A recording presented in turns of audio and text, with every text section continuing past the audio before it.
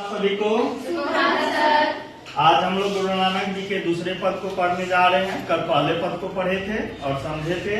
आज दूसरा पद है, जो नर दुख में दुख नहीं माने।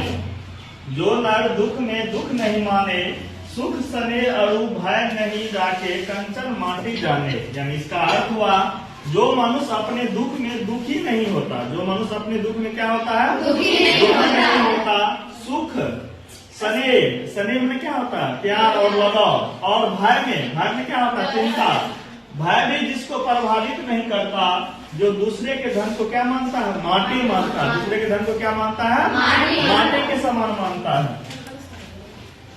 नहीं निंदा नहीं स्तुति, जाके लोभ मोह अभिमाना। हर्ष शोक ते रहे नियारो, नहीं मना अपमाना। यानी उसका अर्थ हुआ, जिसे निंदा में क्या होता है, किसी दूसरे की बुराई करना, किसी दूसरे की क्या करना, बुराई करना, उसके कमी को निकालना। प्रशंसा में खुशी। लोभ में क्या होता है, किसी प्रकार का लोभ। मोह जो है एक ही शब्द के समानार्थी है, जो उसके प्रति लोभ रखना, उसके प्रति मोह रखना, लगाव रखना। मोह में क्या कर सकते हैं, उसको लगाव रखना। तो जैसे निंदा, प्रशंसा, लोभ, मोह और अभिमान प्रभावित नहीं करता। यानी गर्व, अभिमान में क्या होता है, गर्व महसूस करना। तो जिसे निंदा, प्रशंसा, लोभ, मोह और अभिमान प्रभावित नहीं करता है, जिसको हर्ष में क्या होता है, खुशी, या शोक में क्या होता है, गम, दुख प्रभावित नहीं करता। और जो मान अपमान नहीं समझता, जो क्या करता है, मान अपमान नहीं समझता है। आशा मनसा सकल त्यागी के, जगते रहे निराशा। काम क्रोध जेहि परसे, नाहिन तेहि घट बढ़म निवासा।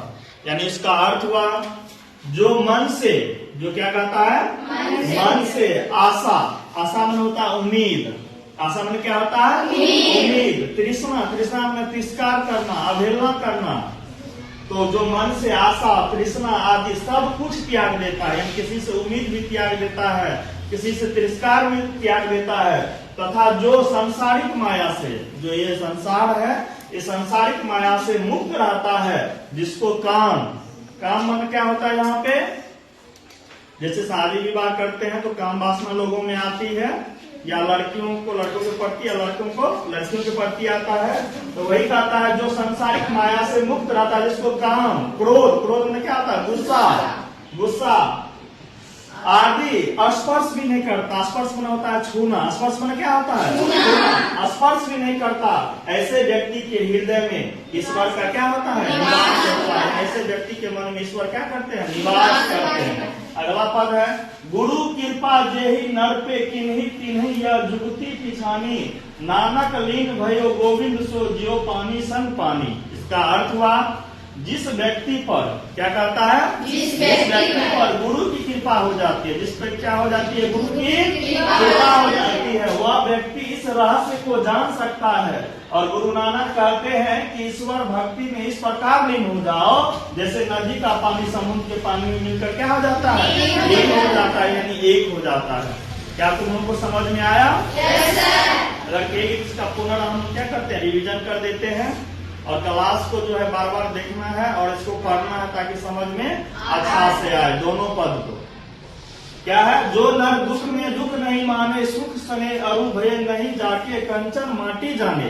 इसका अर्थ हुआ, जो मनुष्य अपने दुख में क्या होता है, दुखी नहीं होता है, और सुख सने और भय में भी जिसको क्या करता है, प्रभावित नहीं करता है। और जो दूसरे के धन को क्या मानता है, माटी मानता है। दूसरा पद था, नहीं निंदा नहीं स्तुति, जाके लोभ मोह अभिमाना। हर्ष शोक ते रहे नियारो, नहीं मान अपमाना। यानी इसका अर्थ हुआ, जैसे निंदा, प्रशंसा, लोभ, मोह और अभिमान प्रभावित नहीं करता, जिसको हर्ष यानी खुशी या शोक प्रभावित नहीं करता, जो मान अपमान नहीं समझता है। आशा मनसा सकल त्यागी के, जगते रहे निराशा। काम क्रोध जेहि परसे, नाहिन तेहि घट बढ़म निवासा।